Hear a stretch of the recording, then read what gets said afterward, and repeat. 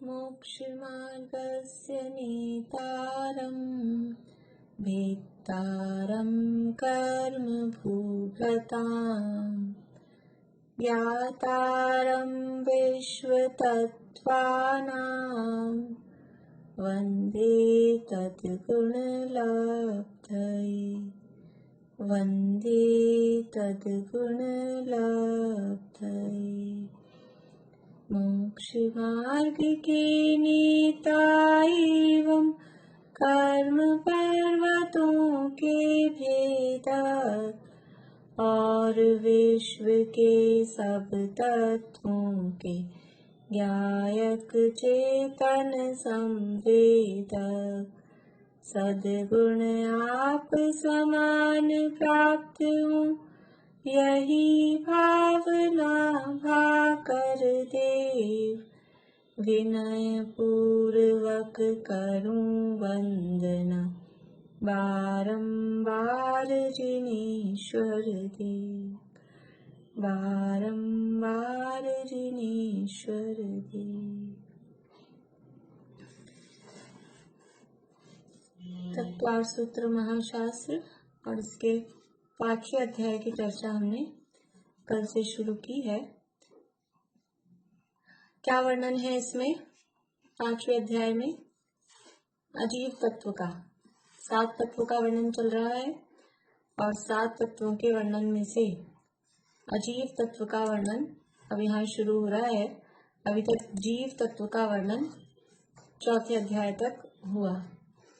तो अजीव किसे कहते हैं? अजीव किसे कहते हैं?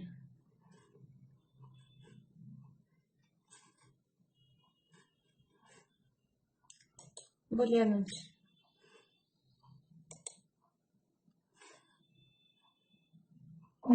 जिसमें जानने देखने की शक्ति नहीं हो अजीव कहलाता है। हाँ, जो जीव नहीं है अर्थात जिसमें जानने देखने की शक्ति नहीं है वो अजीव कहलाता है। तो अजीव तत्व का वर्णन करना है और अजीव तत्व के वर्णन में जो 6 द्रव्य हैं, 6 द्रव्यों में से एक द्रव्य जीव है, बाकी के 5 द्रव्य हैं वो अजीव हैं। तो अजीव तत्व के वर्णन में उन 5 द्रव्यों का वर्णन यहाँ पर करने वाले हैं। आवाज आ रही है आप लोगों को बराबर?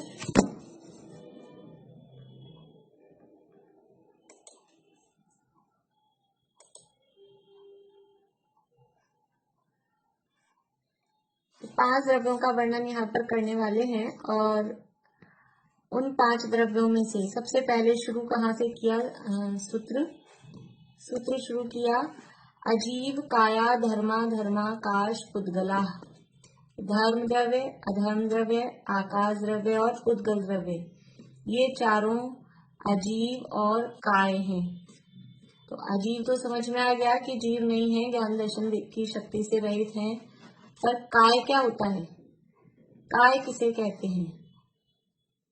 रीना भाभी, काय किसे कहते हैं? ये बहुप्रदर्शी द्रव्य को काय कहते हैं। हाँ, समूह को काय कहते हैं। बढ़िया, समूह को काय कहते हैं। और यहाँ काय का अर्थ है बहुप्रदेशी द्रव्य, जिसके एक से ज्यादा प्रदेश हैं, ऐसे द्रव्यों को काय कहते हैं।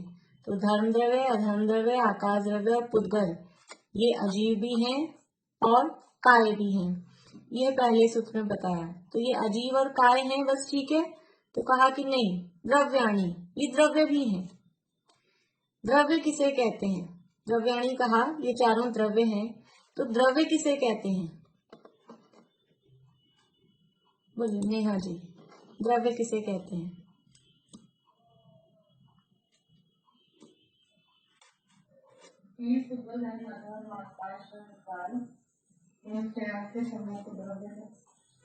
नहीं, 6 का समूह तो विश्व, 6 का समूह तो विश्व हुआ। द्रव्य किसे कहते हैं? चलिए मृदुला जी, कोई बात नहीं, मृदुला जी बोलिए।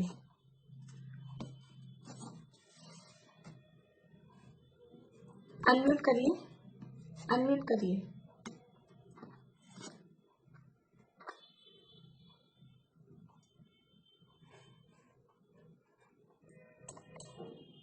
आवाज नहीं आ रही, दबाए, आप अनम्यूट करिए उसको, आवाज वाले को करना था। चलिए मधु जी बोलिए।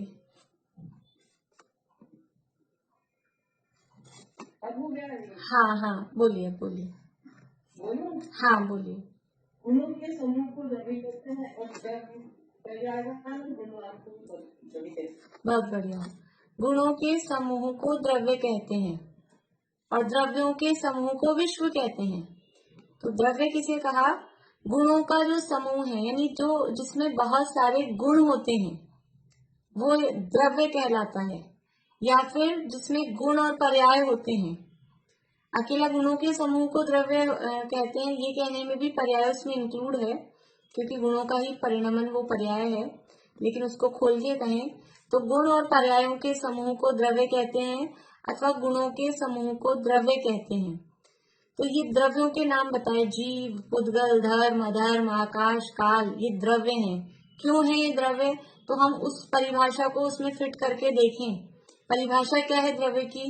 कि गुणों के समूह को द्रव्य कहते हैं।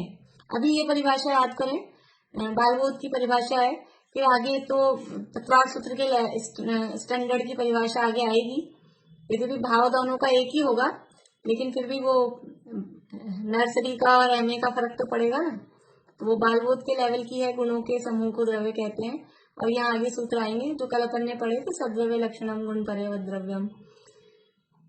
तो जो जीव है वो गुणों का समूह है कि नहीं?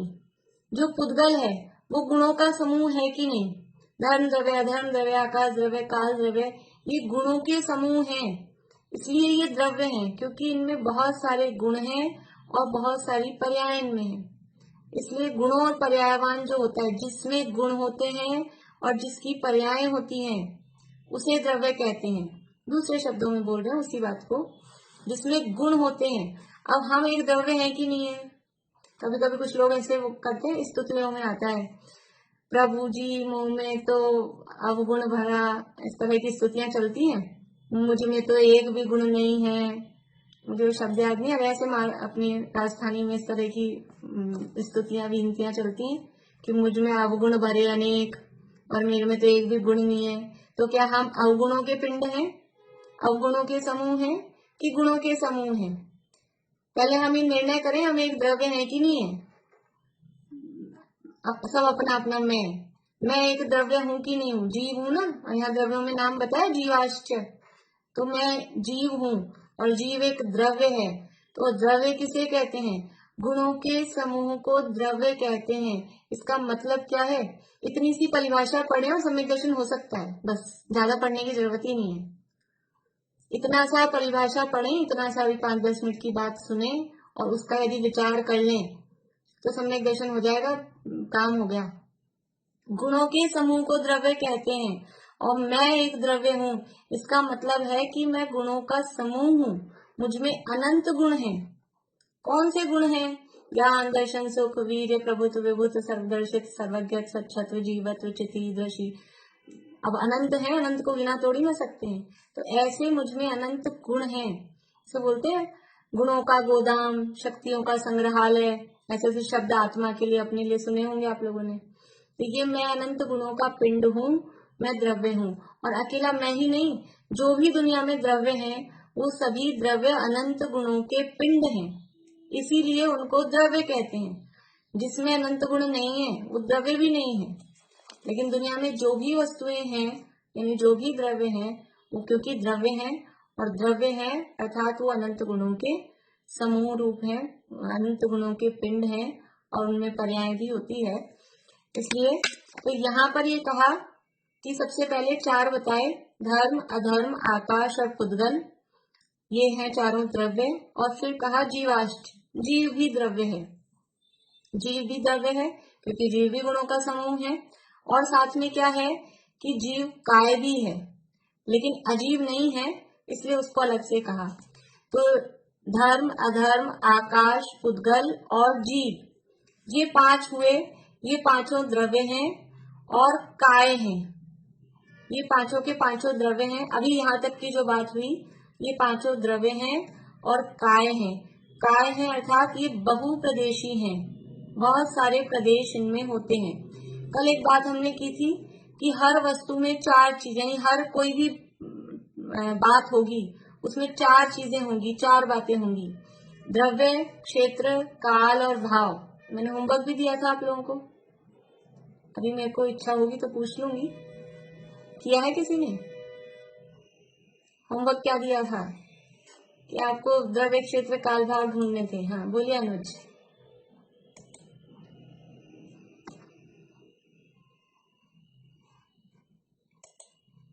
नहीं हो रहा, अनम्यूट अनम्यूट करिए अनुज। हाँ हाँ, जैसे मैम हम मंदिर जा रहे हैं, हम्म तो मंदिर जाने में क्षेत्र तो हो गया अपना मंदिर, हम्म द्रव्य क्षेत्र। काल का जिस समय हम जा रहे हैं, हम्म भाव जो अपने विचार लेकर के जा रहे हैं, जो जिस कारण से मंदिर जा रहे हैं, भाव लेके जा रहे हैं। और द्रव्य, द्रव्य मतलब साथ में जो चीज लेके जाएंगे वो सामग्री को द्रव्य कहेंगे। सामग्री नहीं, द्रव्य मतलब मैं स्वयं, मैं द्रव्य हूँ ना। मैं स्वयं, तो मैं द्रव्य हूँ। और जिस जगह जा रहा हूँ क्षेत्र हुआ, जिस समय जा रहा हूँ वो काल हुआ, और भाव जो हुए। बढ़िया बढ़िया, बोलिए सुधा जी, बहुत अच्छा। इसमें बच्चा तो हो गया जीव, और स्कूल जाकर मतलब ये क्षेत्र हो गया, और काल हो गया कितने समय पे जाता है, और भाव आ गया वो पढ़ने जाता है। तो ये चार बातें हो गई। ठीक है, बढ़िया। रश्मि जी, अपन चौका लगाते हैं, उसमें भी द्रव्य से काल भाव का आता है। द्रव्य मतलब चीजें, काल मतलब समय, किस समय में चौका लगना चाहिए, और द्रव्य काल भाव अच्छे भाव से अपना चौका बनाओ, आर बनाओ। बढ़िया। चार चीजों की शुद्धि, द्रव्य, क्षेत्र और काल और भाव। देखिए चौका में चौके में भी चारों को चार चीजों की शुद्धि होती है। द्रव्य की शुद्धि अर्थात हम जो काम ले रहे हैं वस्तुएं वो शुद्ध हो, बराबर सोधी भी हो, मर्यादा पूर्वक भी, मर्यादित भी हो, तो वो द्रव्य की शुद्धि। फिर क्षेत्र की शुद्धि, जिस जगह हम चौका बना रहे हैं वो क्षेत्र शुद्ध हो। फिर काल की शुद्धि, काल की शुद्धि का मतलब हमारी सामग्री तो मर्यादा की है, हमारी जगह भी बड़ी साफ सुथरी है, लेकिन हम रात में बना रहे हैं तो ये काल अशुद्ध है। इसलिए काल की शुद्धि, सूर्यास्त, सूर्योदय होने के अंतर्मुहूर्त बाद हम चालू करें और सूर्यास्त होने के अंतर्मुहूर्त पहले बंद कर दें, वो काल की शुद्धि। और भाव की शुद्धि कि हमारी सामग्री शुद्ध है, हमारा टाइम भी ठीक है, हमारी जगह भी साफ सुथरी है, लेकिन गुस्से में आके लो बना रहे हैं, क्या करें, जबरदस्ती बनवा रहे हैं, ये भाव अशुद्ध है। रोते रोते बना रहे हैं जबरदस्ती किसी के प्रेशर में आके, तो वो भाव अशुद्ध है। तो चारों चीजों की शुद्धि वहां चौके में होती है। बढ़िया, चलिए नेहा जी आपने खड़ा किया था। हाँ बोलिए। अपन डॉक्टर के जाते हैं, उसमें भी चालू चीजें हैं। कैसे बताइए।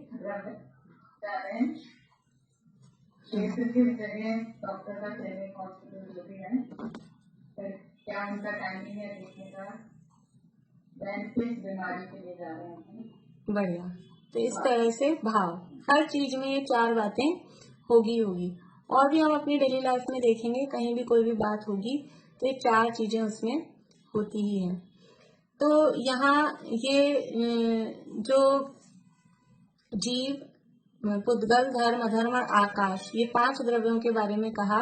इन पांचों में से ये पांचों द्रव्य भी हैं और काय भी हैं। काय का अर्थ है बहुप्रदेशी हैं, इनके बहुत सारे प्रदेश हैं, लेकिन चार तो हैं अजीव, और जीव है वो जीव। इतनी बात यहाँ पर हुई थी।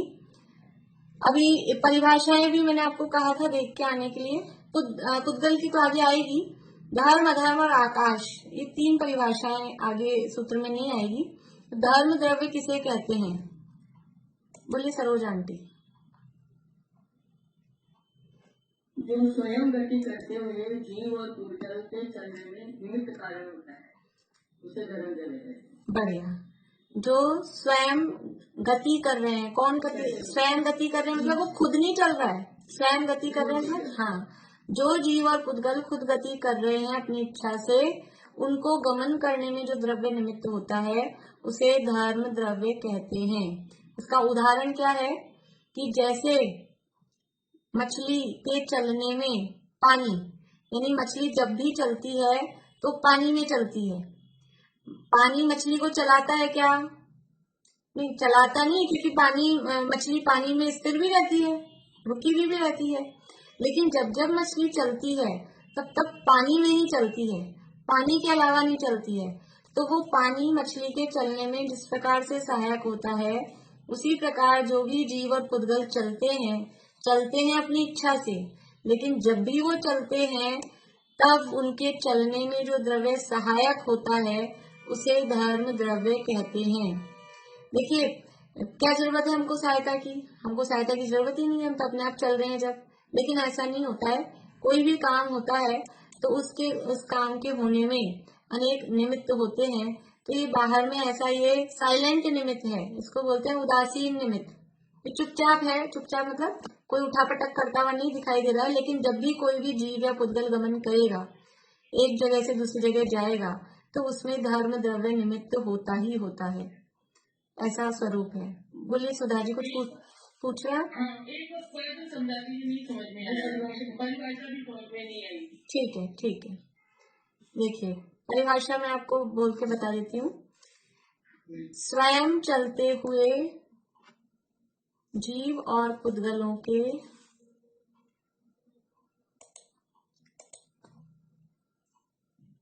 स्वयं चलते हुए जीव और पुद्गलों के चलने में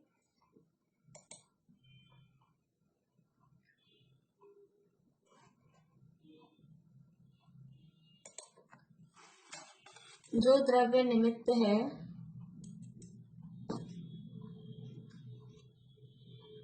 उसे धर्म द्रव्य कहते हैं।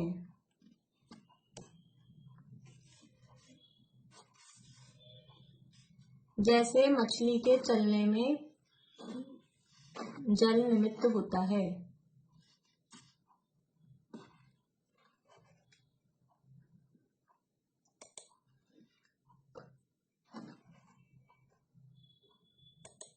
छड़ाला में पढ़ी है परिभाषा। जीव पुद्गल को चलन सहाई धर्म द्रव्य अनुरूपी, तिष्ठत होय अधर्म सहाई जिन बिन मूर्ति निरूपी।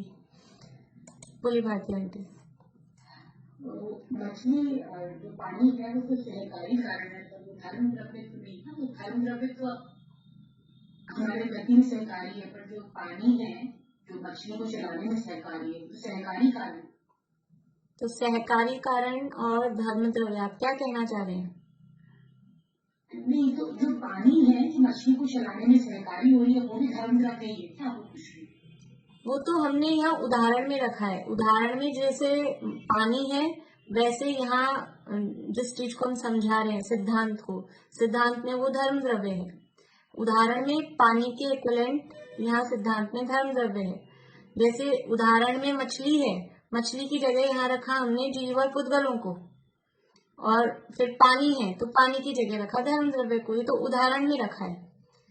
धर्म द्रव्य भी एक्चुअल में देखा जाएगा तो वो धर्म द्रव्य भी सहकारी कारण है और मछली भी सहकारी। सहकारी का मतलब होता है निमित्त कारण है। देखिए, अभी इसी उदाहरण को हम वास्तविकता पे देखते हैं कि मछली चल रही है पानी में, तो पानी में मछली चल रही है, पानी उसको निमित्त बन रहा है, फिर उसको धर्म द्रव्य निमित्त बनता है कि नहीं बनता है? पानी में मछली चल रही है तो क्या अकेला पानी निमित्त बन रहा है? उसके लिए धर्म द्रव्य निमित्त नहीं है कि उसके लिए भी धर्म द्रव्य भी निमित्त है। लेकिन एक कार्य हो रहा है तो उसमें बहुत सारे निमित्त होते हैं, पर धर्म द्रव्य तो हमेशा होगा ही होगा, दिखेगा नहीं लेकिन होगा। कभी ऐसा हो जाए बाई चांस, कभी जैसे होता है ना सूरज पश्चिम से उग जाए, ऐसा कुछ अनहोनी हो जाए कि मछली बिना पानी के भी चल जाए, यद्यपि चलेगी नहीं, चलती नहीं है, लेकिन वो एक बार पॉसिबल है। लेकिन वो धर्म द्रव्य का सहकारीपना तो है ही, वो तो धर्म द्रव्य तो हर जगह है ही। अभी आगे और अपन स्वरूप पढ़ेंगे। जैसे कि हम जब भी चलते हैं तो कहाँ चलते हैं? कहाँ चलते हैं हम? कि जमीन पे चलते हैं, सड़क होगी या हमारे घर की जमीन होगी, ऐसा तो नहीं हम हवा में चलने लग जाएं, ऐसी तो कोई विद्धि शक्ति अपने में नहीं है। तो जब भी चलते हैं जो भी मनुष्य, वो किसी बेस पे चलते हैं, किसी सड़क पे चलते हैं, जमीन पे चलते हैं, लेकिन वो सड़क उनको चलाती है क्या पकड़ पकड़ के कि आओ मैं हूं तो चलो? अभी भी जमीन तो है ना अपने कमरे में, तो क्या वो हम सब चल रहे हैं कि सब बैठे हुए हैं? तो जब जो चलना चाहता है या जो चल रहा है, तो जो भी चलेगा वो जमीन पे चलेगा, बिना जमीन के नहीं चलेगा। लेकिन जमीन जबरदस्ती चलाती है, ऐसा नहीं है। तो ऐसे ही जो जीव और पुद्गल गमन कर रहे हैं, करते हैं, उनके गमन में धर्म द्रव्य निमित्त होता है, जबरदस्ती किसी को पकड़ पकड़ के चलाता नहीं है। देखो जीव और पुद्गल ही क्यों बार बार में हम कह रहे हैं कि जो जीव और पुद्गल ही गमन करते हैं उनको गमन, धर्म अधर्म आकाश काल को क्यों नहीं? ऐसे कहते हैं छहों द्रव्यों के चलने में जो द्रव्य सहायक है उसे धर्म द्रव्य कहते हैं। ऐसी परिभाषा क्यों नहीं बनाई कि छहों द्रव्यों के चलने में? बोलिए अंकल।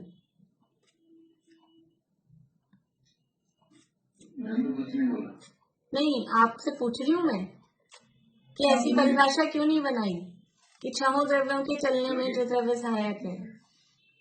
क्योंकि धर्म और अधर्म और ये सब तो स्थिर है, तो वो तो चलने वालने का उनका कोई काम ही नहीं है। बढ़िया, क्योंकि धर्म अधर्म आकाश, बढ़िया, धर्म अधर्म आकाश काल ये गमन नहीं करते, ये तो निष्क्रिय द्रव्य हैं, तो जैसे हैं वैसे हैं। ये गमन करने रूप काम किसमें होता है? अभी आगे सूत्र आएंगे निष्क्रियाणी च। गमन करने रूप काम केवल जीव में और पुद्गल में होता है। इसलिए जो जीव और पुद्गल अपनी इच्छा से या अपनी योग्यता से, देखो पुद्गलों में भी इच्छा तो नहीं है, लेकिन एक कागज कहीं पड़ा है और वो हवा चलती है तो उड़ के दूसरी तरफ जगह चला जाता है, और ये मेरे हाथ में है ये रुमाल, अभी ये यहाँ है, मैंने इसको उठा के यहाँ रख दिया, तो इस पुद्गल में गमन हुआ कि नहीं हुआ? पुद्गलों में गमन होता है कि नहीं होता है? पुद्गलों में गमन होता है कि नहीं होता है? ये शरीर पुद्गल है कि नहीं है? ये शरीर पुद्गल है, ये हाथ अभी यहाँ है, इसको उठा के इधर कर दिया, तो ये यहाँ से यहाँ गमन हुआ, जीव का भी गमन हुआ और पुद्गल का भी गमन हुआ, क्योंकि यहाँ तो जीव भी है और पुद्गल भी है, ये दोनों का एक साथ हुआ। लेकिन अकेले पुद्गल भी एक जगह से दूसरी जगह जाते हैं, और संसार अवस्था में तो अकेला जीव है ही नहीं, मुक्त जीव है वो यहाँ से सिद्धशिला पे जाते हैं, तो जीवों का भी गमन होता है, पुद्गलों का भी गमन होता है। इन दो द्रव्यों के अलावा अन्य किसी का भी गमन नहीं होता। तो जो जीव और पुद्गल अपनी योग्यता से गमन कर रहे हैं, उनके गमन करने में जो द्रव्य सहकारी है, सहकारी का मतलब मदद करता है, हाथ पकड़ के चलाता है, ऐसा नहीं। सहकारी का मतलब है केवल प्रेजेंस, वो होता है बस। जीव और पुद्गल जब गमन करते हैं तो वो वहां पर होता है, जैसे सड़क है या ट्रेन चल रही है, रेलगाड़ी, तो वो कहाँ चलती है कि वो पटरी पर चलती है, और फिर रुकती कहाँ है? रुकती भी पटरी पर ही है। लेकिन जब जब चलती है तब तक उसको चलने में वो पटरी सहायक कही जाती है। वो पटरी तो बिछी हुई है पूरी जगह, सब जगह जहां जहां उनका है ट्रैक, सब जगह वो पटरी बिछी हुई है, लेकिन जब वो ट्रेन चलती है तो उस पटरी पर चलती है, पटरी जबरदस्ती पकड़ के ट्रेन को चलाती नहीं है। इसका मतलब है सहकारी, इसका मतलब है निमित्त, बस, इससे ज्यादा कुछ नहीं। तो धर्म द्रव्य पूरे लोक में फैला हुआ है, जैसे अपने समझ लो पूरा एरिया में जितना अपना अपने को समझ में आता है, भारत क्षेत्र बोलो, जम्बूद्वीप बोलो, सब जगह जमीन है, तो जो वो जमीन सब जगह है, तो वो जब जो मनुष्य से जहाँ चलता है वो चलने में सहायक होती है। ऐसे ही पूरे लोक में धर्म द्रव्य फैला हुआ है, और जब पूरे लोक में कहीं भी कोई भी जीव या पुद्गल गमन करते हैं तो उसमें धर्म द्रव्य सहकारी होता है। सहकारी होता है मतलब वहां होता है बस, पकड़ के चलाता नहीं है, जबरदस्ती चलाता नहीं है, किसी कोई खींचतान करता नहीं है। ये हुआ धर्म द्रव्य। अब अधर्म द्रव्य किसे कहते हैं? अधर्म द्रव्य किसे कहते हैं?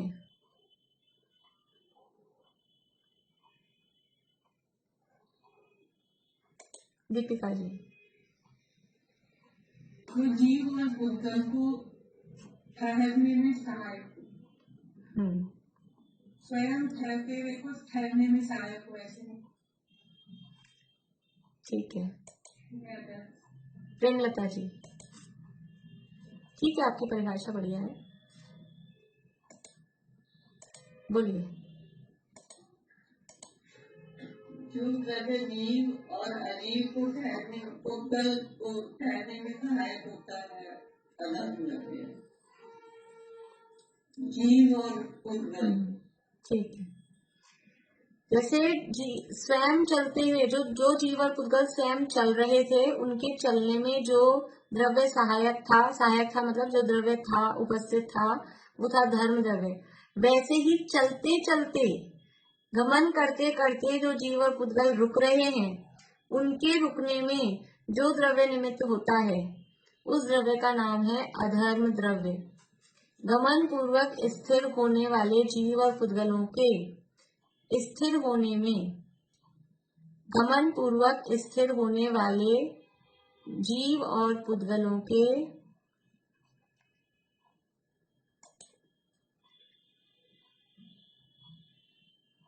गमन पूर्वक स्थित होने वाले जीव और पुद्गलों के स्थित होने में जो द्रव्य निमित्त होता है, उसे अधर्म द्रव्य कहते हैं। दीपिका जी कुछ पूछ रहे हैं? ये मतलब अगर वो चलता हुआ है तो ठहरेगा, तब ही सहायक होगा। जैसे भी अपन बैठे हैं तो इसमें अधर्म द्रव्य सहायक नहीं। गमन पूर्वक स्थिर होने में अधर्म द्रव्य सहायक होता है। अभी हम आके कमरे में कहीं से चल के आ रहे थे और कमरे में आके रुके, तो वो रुके उसमें निमित्त हुआ अधर्म द्रव्य। लेकिन गमन का अभी जब हम बैठते हैं तब अभी कौन सा द्रव्य है? वो तो द्रव्य अभी तो समझ लीजिए हम उसको धर्म द्रव्य कहेंगे, रुका हुआ है, नहीं सॉरी, अधर्म आकाश द्रव्य कहेंगे। लेकिन गमन का अर्थ और रुकने का अर्थ, गमन का अर्थ बहुत व्यापक है। गमन का मतलब क्या है? अब ये जो मैंने हाथ इधर से उधर हिलाया, ये भी गमन है। जो हम श्वास ले रहे हैं, वो भी गमन हो रही है। इसलिए ये चारों द्रव्यों का निमित्त तो हर समय चलता रहता है। एक्चुअल में देखा जाए ना बारीकी से, तो धर्म द्रव्य, अधर्म द्रव्य, आकाश द्रव्य और काल द्रव्य, इनका निमित्त तो हर समय है ही। अभी आगे बात करेंगे अपन, तब आएगा। लेकिन परिभाषा ऐसी है, गमन पूर्वक स्थिर होने वाले जीव और पुद्गलों के स्थिर होने में जो द्रव्य निमित्त है, उसे अधर्म द्रव्य कहते हैं। जैसे वृक्ष की छाया पथिकों के ठहरने में निमित्त होती है। ये समझ लीजिए मूल जिनवाणी में यही उदाहरण दिए हैं और यही हमेशा गाथाएं हैं द्रव्य संग्रह में। छाया जय परियाणम गच्छन्तानि वसुधरई, वैसे गाथाएं द्रव्य संग्रह में दी है, वही उदाहरण है। जैसे वृक्ष की छाया पथिकों को ठहरने में निमित्त होती है। अब आज का जमाना बदल गया है, वो जमाना था कोई पैदल जाते आते थे तो रेस्ट करना होता था, तो पेड़ देखकर रुक जाते थे। आजकल तो क्या देख के रुकते हैं, कहाँ कोई रेस्टोरेंट है, कहाँ हमको फैसिलिटीज मिल रही है, वहां देख के रुक जाते, तो वो रुकने में निमित्त है। पहले पुराने जमाने में ऐसा होता था, हैंडपंप देख के रुक जाते थे जैनी लोग। भोजन करना है या हैंडपंप है तो यहाँ रुक जाओ, पानी आने की व्यवस्था अपनी हो जाएगी, छान के पानी भर लेंगे, तो यहाँ रुक जाते हैं। कुआं देख के रुक गए, कोई भी उदाहरण अपन समझ सकते हैं।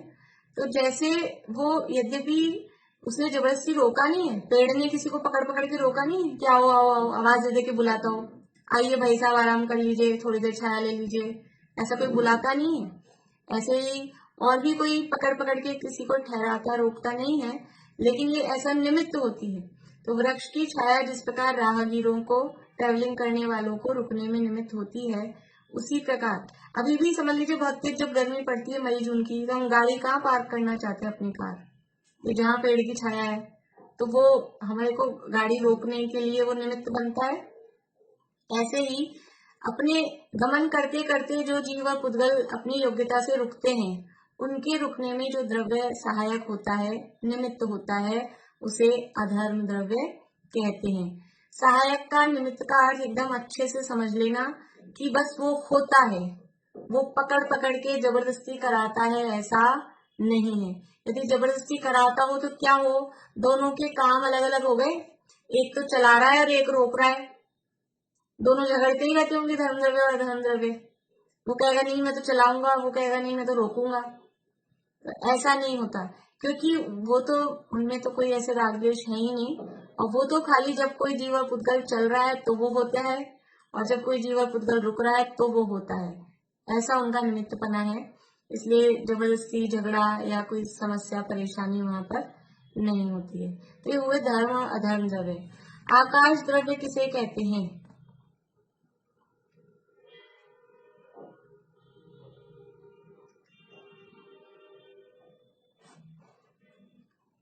शीला में भी बोलिए। जो समस्त द्रव्यों को स्थान देता है और ग्रहण देता है, वह आकाश कहलाता है। बढ़िया। जो समस्त द्रव्यों को स्थान देने में निमित्त हो, जगह देने में निमित्त हो, अवकाश देने में निमित्त हो, एक ही बात है, सब शब्द अलग अलग हैं, उसे आकाश द्रव्य कहते हैं। लेकिन ध्यान रखना, अभी जो धर्म और अधर्म द्रव्य की परिभाषा में तो हम कह रहे थे जीव और पुद्गलों के गमन में निमित्त है या रुकने में निमित्त है। यहाँ क्या है? यहाँ समस्त द्रव्यों के रहने में जो द्रव्य निमित्त है, क्योंकि जगह तो सब द्रव्य ले रहे हैं, चाहे जीव हो, चाहे पुद्गल हो, चाहे धर्म हो, चाहे अधर्म हो, चाहे काल हो, सब द्रव्य जगह ले रहे हैं। जगह के बिना कोई है क्या? या ऐसी जगह बताओ जहां कोई जगह ना हो। प्रश्न है आपसे, अभी नहीं बता पाए तो कल तक सॉल्व करके ले आना। ऐसी जगह ढूंढ के बतानी है जहां कोई जगह ना हो। कैसा प्रश्न है ये? जगह भी पूछ रहे हैं और जगह नहीं भी है, इसलिए ऐसी कोई जगह नहीं है जहाँ जगह ना हो। इसलिए आकाश द्रव्य है वो सब जगह है। देखिए हमने लोक का स्वरूप पढ़ा तीसरे और चौथे अध्याय में, तो लोक दो तरह के हमने विभाजन किया लोक का, लोकाकाश और अलोकाकाश। लोक शब्द तो हम शॉर्ट में बोलते हैं, उसका नाम क्या है पूरा? लोकाकाश और अलोकाकाश। लोकाकाश मतलब आकाश द्रव्य के ही दो भाग की, जहाँ छहों द्रव्य पाए जा रहे हैं वो लोकाकाश है, और जहाँ अकेला आकाश है वो अलोकाकाश है। लेकिन आकाश हर जगह है, ऐसा नहीं है कि अलोकाकाश में जगह ही नहीं है। तो इसलिए आकाश द्रव्य सब जगह है। तो जो सब द्रव्यों को जगह देने में निमित्त हो, सब जगह सब द्रव्यों को रहने में जो निमित्त हो, उसे आकाश द्रव्य कहते हैं। ये जो बीच में अपने को खाली जगह दिखाई देती है, खाली जगह, खाली जगह में तो जगह नहीं है ना, खाली जगह में भी जगह है, खाली जगह बोल रहे हैं तो वो भी जगह है। आकाश द्रव्य हर जगह है। आप यहाँ नहीं आ सकते हमारी गाड़ी में, हमारी गाड़ी में जगह नहीं है, गाड़ी में जगह नहीं है, तो वो स्थूल दृष्टि से दिखाई दे रहा है। लेकिन वास्तव में आकाश द्रव्य तो ऐसा कोई स्थान नहीं है कि वो आकाश द्रव्य वहां नहीं हो। जगह मतलब ही आकाश है, जगह शब्द जो हम यूज ले रहे हैं ना, वही आकाश है। तो ये जो ऊपर नीला नीला दिखाई देता है वो क्या है? ऊपर नीला नीला दिखाई देता है वो क्या है?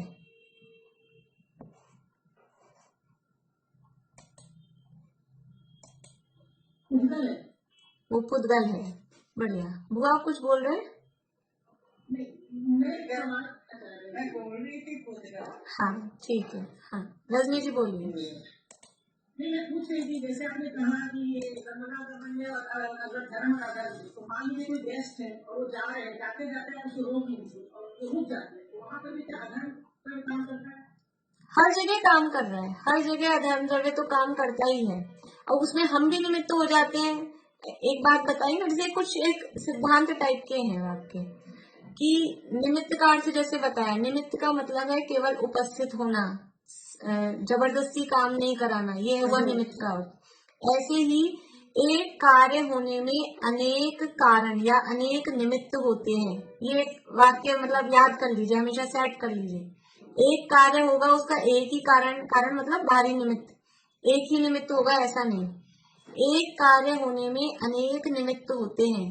तो अब कोई जा रहा था, जाते जाते हम पीछे पड़ गए, हमने प्रेशर देके उनको रोका। कभी ऐसा होता है कि उनके टिकट नहीं कंफर्म हुए हैं, कभी कुछ और है, गाड़ी से जा रहे थे तो गाड़ी में कुछ समस्या आ गई है। तो कोई भी 2 3 4 कारण भी एक साथ दिखेंगे। तो एक कार्य होने में कारण अनेक होते हैं, तो उस सब एक कारण तो कम से कम होंगे ही होगा, ये धर्म द्रव्य वाला कि अधर्म द्रव्य वाला। और उसके अलावा भी आकाश और काल ये तो निमित्त बन ही रहे हैं, वो भी हर जगह। तो एक कार्य होने में अनेक कारण होते हैं, ये एक सिद्धांत है। तो हमने रोका तो हम भी निमित्त बन गए और अधर्म द्रव्य है ही उसमें साथ में। तो ये धर्म अधर्म और आकाश का स्वरूप, क्योंकि अभी हाँ आगे इनकी परिभाषाएं नहीं आएंगी, पुद्गल की तो आएंगी, जीव का स्वरूप हमने पढ़ ही लिया है और काल का भी स्वरूप आगे पढ़ेंगे। तो धर्म द्रव्य किसे कहते हैं? जो जीव और पुद्गलों को चलने में सहायक हो, जो जीव और पुद्गलों को रुकने में सहायक हो वो अधर्म द्रव्य, और जो सब द्रव्यों को जगह देने में निमित्त हो, सब जगह द्रव्यों को जगह देता हो, या सब द्रव्य जहाँ जिसमें रहते हो वो आकाश द्रव्य होता है। अब देखिए, ये तो अपने सामान्य बात की। अब यहाँ चौथा सूत्र, पहले कहा कि धर्म अधर्म आकाश और पुद्गल ये अजीव और काय हैं, और अजीव और काय होने के साथ साथ द्रव्याणी ये द्रव्य भी हैं, और जीवाष्ट जीव भी द्रव्य है। इनकी लिंक आपको बना के रखनी है, सूत्रों की कंटिन्यूटी। ये सूत्र पीछे पीछे के सूत्रों से जुड़ेंगे, और सूत्रों में जिसका जो क्रम दिया गया है वही क्रम हमको याद रखना है, क्योंकि आगे वाले सूत्र का अर्थ उस क्रम से जुड़ता है। पूरे चतुरार्थ सूत्र में यही एक नियम है।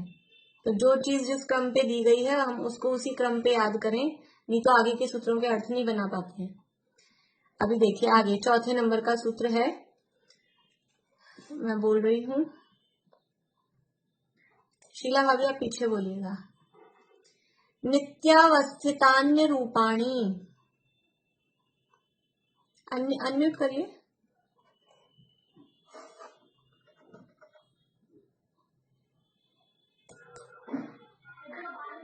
नित्यावस्थितान्य रूपाणी, नित्यावस्थितान्य रूपाणी, नित्यावस्थितान्य रूपाणी। हाँ देखिए क्या शब्द है इसमें, तीन शब्द हैं, संधि हुई है तीनों की।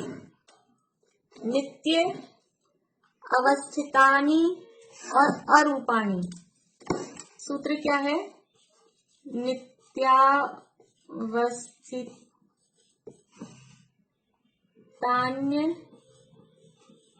रूपाणी, ये सूत्र है। दिखाई दे रहा है आप लोगों को? अब यहाँ है नित्या, यहाँ से निकलेगा एक अ, तो ये शब्द क्या बन जाएगा? अवस्थित। और यहाँ पर ये जो है, ये तो इसकी विभक्ति है, अवस्थितानी ये शब्द है, अवस्थितानी। और ये आधा न और ये है ना, यहाँ अवस्थितानी है, और ये है अरूपाणी। शब्द क्या है एक्चुअल में? शब्द है नित्य, अवस्थितानी, अरूपाणी। शब्द तो है ये नित्य, अवस्थितानी, अरूपाणी। तो ये ऐसा नियम होता है कि ये छोटी ई की मात्रा, ये अवस्थितानी में छोटी ई की मात्रा है और आगे अ है, तो छोटी ई की मात्रा और अ की संधि हो जाती है, तो वो बन जाता है, ये न में है ना छोटी ई की मात्रा, तो वो आधा न और ये ऐसा ये बन जाता है। ऐसा नियम है संधियों का।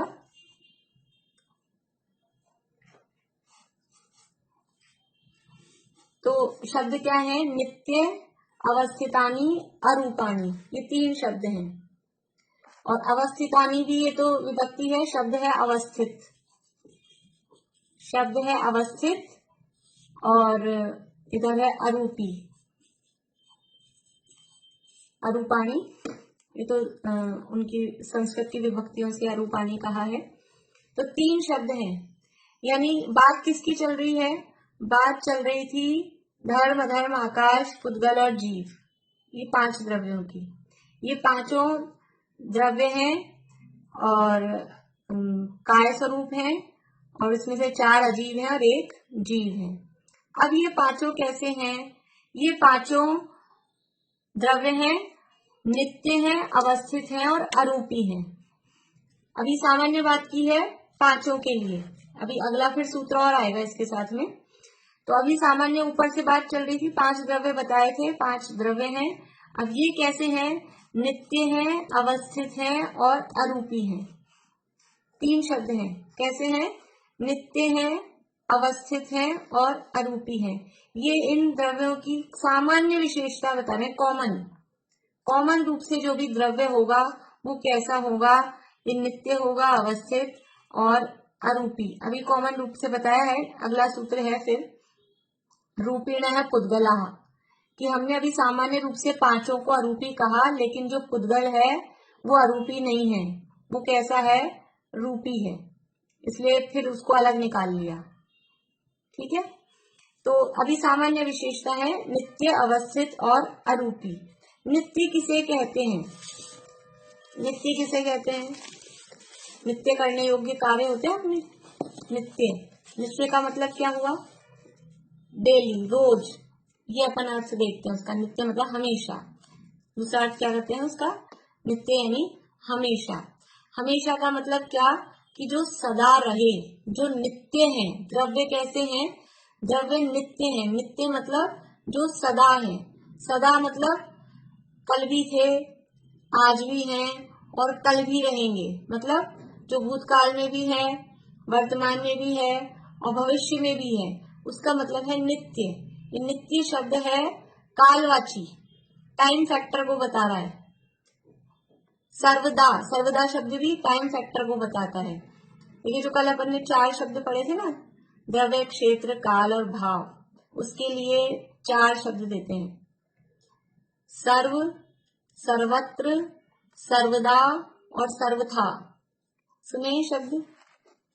सर्व, सर्व शब्द है द्रव्यवाची। फिर से बोलती हूँ, सर्व ये द्रव्यवाची,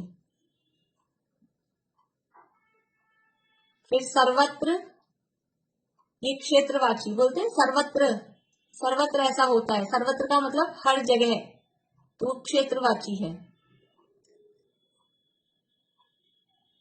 सर्व द्रव्यवाची, सर्वत्र क्षेत्रवाची, फिर है सर्वदा। सर्वदा मतलब वो टाइम को बता रहा है, कालवाची। सर्वदा ऐसा होता है, सर्वदा मतलब हमेशा, तो ये कालवाची है सर्वदा। और चौथा शब्द है सर्वथा। सर्वथा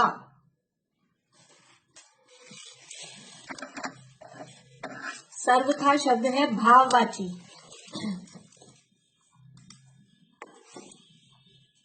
सर्वथा ये भाव को बताता है कि तुम बिल्कुल भी ऐसा नहीं कर सकते हो, कैसे भी। सर्वथा, सर्वथा इसका निषेध है, तो वो द्रव्य को भी नहीं बताता है, क्षेत्र को भी नहीं, काल को भी नहीं, वो भाव को बता रहा है। सर्व, सर्वत्र, सर्वदा, सर्वथा, द्रव्य, क्षेत्र, काल और भाव, ऐसे 4। तो नित्य शब्द है ये सर्वदा, यानी काल को बताने वाला है, जो कभी भी नष्ट नहीं हो उसे नित्य कहते हैं। बोलिए। सर्वत्र, सर्वत्र, हाँ। फिर से बोलती हूँ, आवाज कट रही है क्या, आप लोगों को आवाज बराबर आ रही है, आ रही है ना। सर्व द्रव्य, आवाज बराबर नहीं आ रही, आवाज बराबर नहीं आ रही है, तो मुझे कट करके आ रही है। बाकी सब लोगों को सही आ रही है। शशि जी आपको सही आ रही है। बंद हो रहा है बीच बीच में। चलिए ठीक है।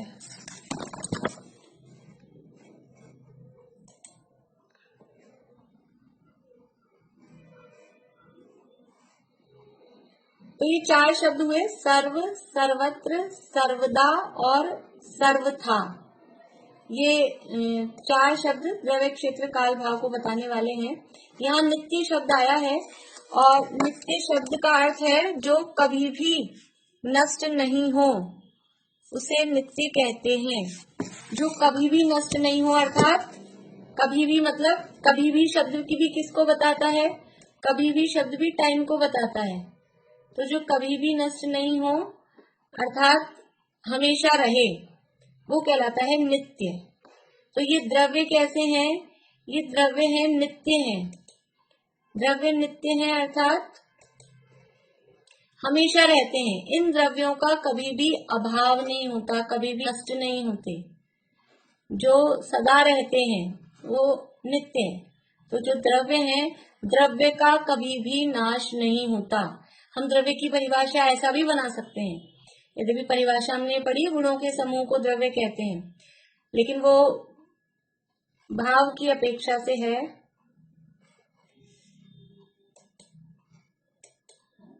एक मिनट हो सकता है फिर से बंद हो।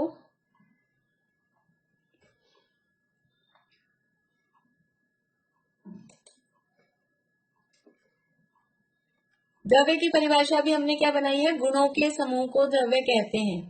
ये भाव की अपेक्षा से परिभाषा है, गुण अर्थात भाव। लेकिन यदि हम काल की तरफ से द्रव्य की परिभाषा बनाएं तो क्या कह सकते हैं कि जो कभी भी नष्ट नहीं होता उसे द्रव्य कहते हैं। द्रव्य का कभी भी नाश नहीं होता, अभाव नहीं होता। और आगे वही परिभाषा बताने वाले हैं, सत द्रव्य लक्षणम, कि जिसका कभी नाश नहीं होता, जिसका हमेशा अस्तित्व रहता है, वो द्रव्य है।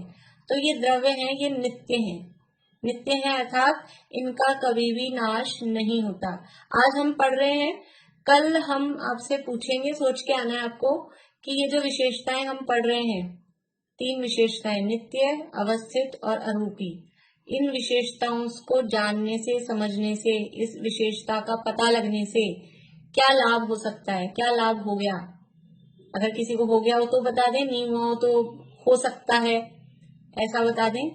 लाभ सोच के आने। 3 विशेषताएं द्रव्य की ये हमको पता लगी, तो उससे हमको क्या बेनिफिट है। तो पहला हो गया नित्य, जो कभी भी नष्ट नहीं होता उसे नित्य कहते हैं। अभी नित्य की परिभाषा भी आगे देंगे, आगे एक सूत्र आएगा 31 नंबर का, नित्य तद्भावाव्ययम नित्यम, वहां पर अपन इसकी चर्चा और बाद में करेंगे, आगे वो सूत्र आएगा। दूसरा है अवस्थित। अवस्थित किसे कहते हैं, अपने शब्दों में अपन ने कभी अवस्थित सुना? अवस्थित का मतलब क्या बता सकते हैं? अवस्थित शब्दार्थ वैसे बताना है केवल, बोलिए अनुज।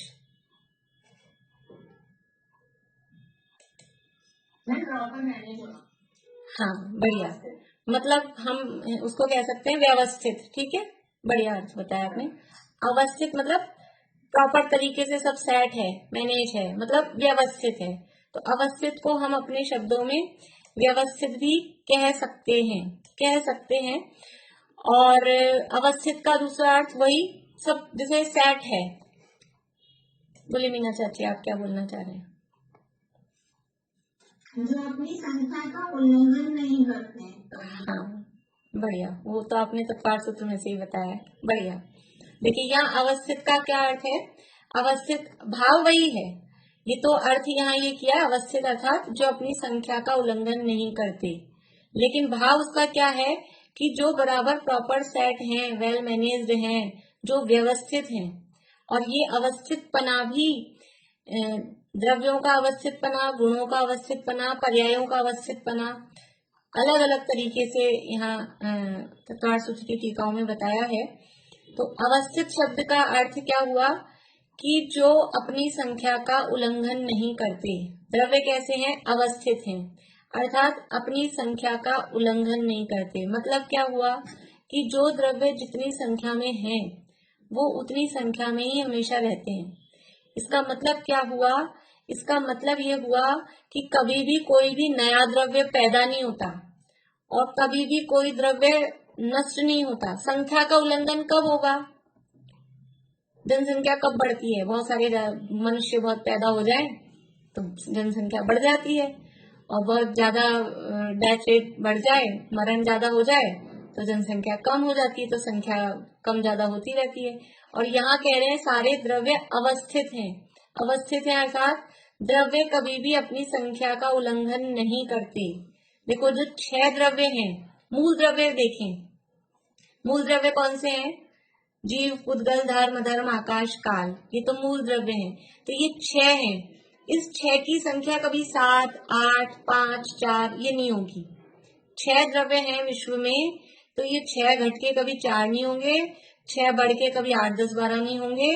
ये 6 द्रव्य हैं तो 6 ही रहेंगे। एक तो हुआ ये मूल द्रव्यों में अवस्थितपना। क्यों नहीं होंगे? क्योंकि जो द्रव्य है उस द्रव्य का पूरा कभी भी नाश नहीं होगा। या तो नष्ट हो जाए एक द्रव्य पूरा तो संख्या कम हो जाए, तभी हो सकती ना कि दुनिया में से जीवों का नाश हो जाए, बिल्कुल प्रलय आ जाएगी, सारे जीव मर जाएंगे। ऐसा हो जाएगा क्या? कि सारे जीव तो छोड़ो, सारे मनुष्य भी नहीं मरेंगे, हमने पढ़ लिया ना, भूल गए क्या? प्रलय आएगी जब सारे मर जाएंगे क्या सभी जीव? आवाज आ रही है ना आप लोगों को? अब तो आ रही ठीक। प्रलय आएगी तब भी सभी नहीं मरते हैं। 72 जोड़े देवों के द्वारा सुरक्षित पहुंचाए जाते हैं विजयार्थ की गुफाओं में। उसके अलावा भी सेल्फ बच जाते हैं, कुछ सिंगल अलग अलग बहुत सारे जीव बच जाते हैं। इसलिए प्रलय आ जाएगी तो सारे मर जाएंगे? नहीं मरेंगे। तो सभी जीवों का कभी नाश नहीं हो सकता। तो सारे पुद्गल खत्म हो जाएंगे, वो प्रलय आ जाएगी तो सब नष्ट हो जाएगा, तो पुद्गल सारे खत्म हो जाएंगे ना। एक पुद्गल को नष्ट करके बताएं। एक कागज है जरा सा, इतना सा एक कागज है, इसको नष्ट करके बताएं। इसमें क्या है? फाड़ दो, टुकड़े टुकड़े कर दो तो वो टुकड़ा हो जाएगा। अब उसको नष्ट करो तो क्या करें? जला देंगे। तो जलाने के बाद में क्या होगा? राख बन जाएगी। अब राख को नष्ट करो, उड़ा देंगे। उड़ा दो लेकिन नष्ट नहीं हुई ना, वो उसके कण तो व्याप्त रहे ना, राख के जो भी पार्टिकल्स हैं छोटे से छोटे भी वो रहेंगे तो सही।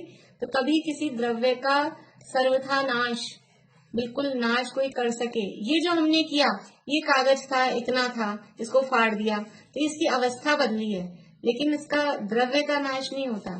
तो जो मूल द्रव्य है 6, जीव, पुद्गल, धर्म, धर्म, आकाश और काल, इन मूल द्रव्यों का कभी भी नाश नहीं होता। 6 की संख्या में कभी भी कमती बढ़ती। काल का नाश हो जाएगा क्या? कभी काल खत्म हो जाए? ऐसा होगा कभी काल खत्म हो जाए, कभी क्षेत्र खत्म हो जाए? ऐसा कभी नहीं होगा। इसलिए 6 द्रव्यों का कभी नाश नहीं होगा। ऊपर जो नित्य कहा था ना, नित्य, उस नित्य से ही समझ में आ रहा है कि अवस्थित है, क्योंकि ये नित्य है, इनका कभी नाश नहीं होता, इसलिए इनकी संख्या में भी कभी कमती बढ़ती नहीं होती। ये मूल द्रव्यों की हुई। चलो ठीक है, मूल द्रव्यों का नहीं होता, लेकिन जीव तो कम ज्यादा हो जाएंगे ना। अभी मनुष्य पहले कितने कम थे, भारत की जनसंख्या आजादी के समय कितनी थी और अब कितनी है?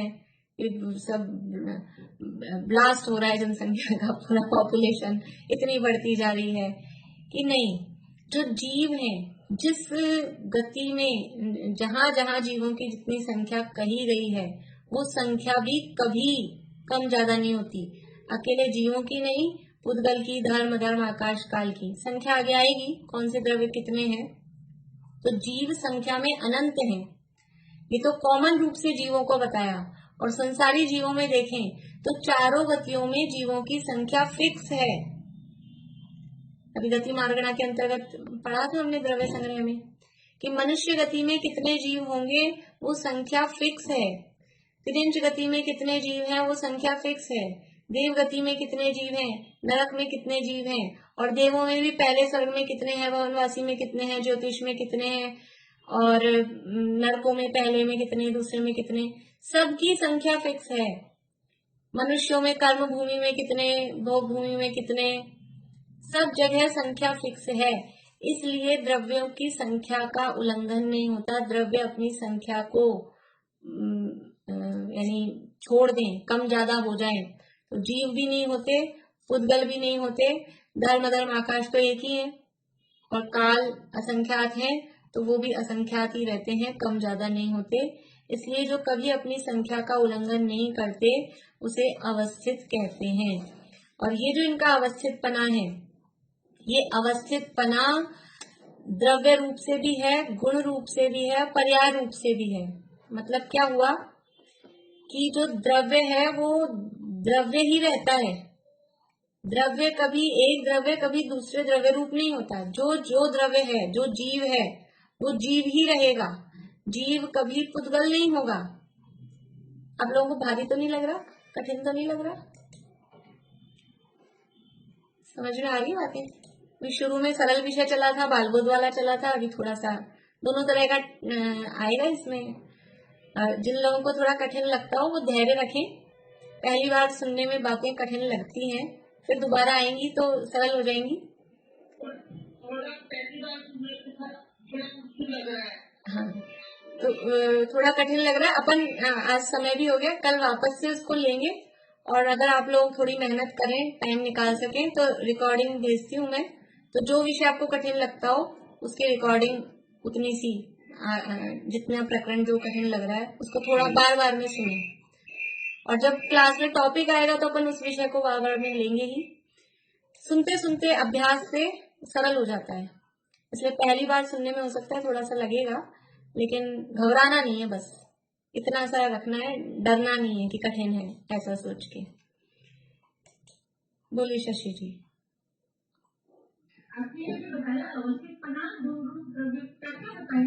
ये मैं बता देती हूँ, फिर इसकी चर्चा कल करेंगे। द्रव्य रूप से भी अवस्थित है, गुण रूप से भी अवस्थित है, और पर्याय रूप से भी अवस्थित है। अभी मैंने टाइम देखा नहीं था उस समय, टाइम अपना हो गया है, तो इसकी विस्तार अपन कल करेंगे, क्योंकि अभी टाइम लग जाएगा फिर इसको बताने में। तो ये तीन, यानी एक तो अपन ने संख्या की अपेक्षा से देखा ही है कि संख्या का उल्लंघन नहीं करता, पर द्रव्य का द्रव्यपना, गुणपना और पर्यायों में, गुणों में, द्रव्य में, पर्याय में, तीनों में ही अवस्थितपना। अवस्थितपना मतलब वो व्यवस्थित है, द्रव्य भी व्यवस्थित है, गुण भी व्यवस्थित है और पर्याय भी व्यवस्थित है। ये अवस्थित शब्द से पता लगता है। इसकी चर्चा अपन और कल करेंगे, और अरूपी किसे कहते हैं वो भी चर्चा अपन कल करेंगे। अभी आप लोग ये सूत्र बोल लीजिए। शशि जी आप शुरू करिए। पूछना तो नहीं है अभी किसी को कुछ पहले? चलिए शशि जी के बाद में फिर सुधा जी।